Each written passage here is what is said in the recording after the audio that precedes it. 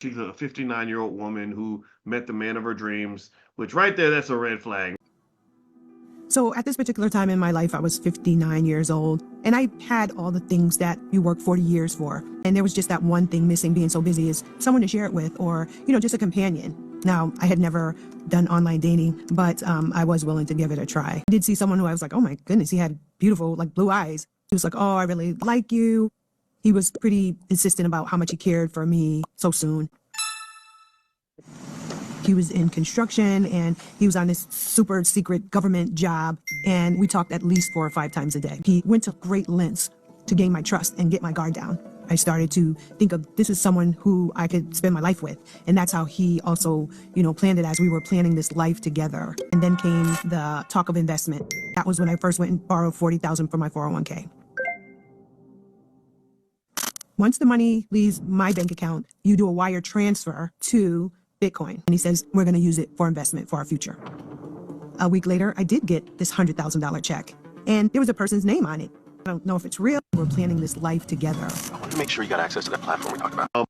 Basically, it ends with her in the videos on YouTube, but basically it ends with her losing about $1 million. A lot of times, bringing in that third party that's rational, it's like a drunk person talking to a sober person, and the sober person saying, "No, no, no, you're just a little bit drunk, and this is not really what's happening." So, some tactics that these romance scammers use. One is love bombing. You probably heard that, where they overwhelm the target with lots of affection, attention, talk about the future, making all these plans that are never going to happen.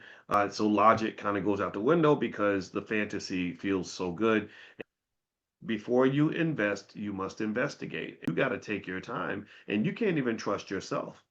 I mean, forget trusting other people. You can't even trust yourself. One is they recommend that you slow everything down on purpose.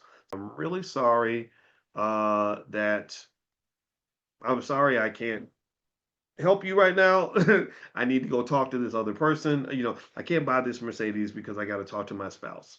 Or I need 3 days to really think about it. Right. So ultimately you just slow everything down. Like, hey, look, we're moving kind of fast. How about we take time to get to know each other? Right. So we all know that violence is unacceptable. And then also what I'm learning from watching these situations is that sometimes, as much as we want to be compassionate to other people, there are just red flags that just can't be ignored. And also, the more successful you are, the more vulnerable you might be to people seeking to manipulate you and to get something from you.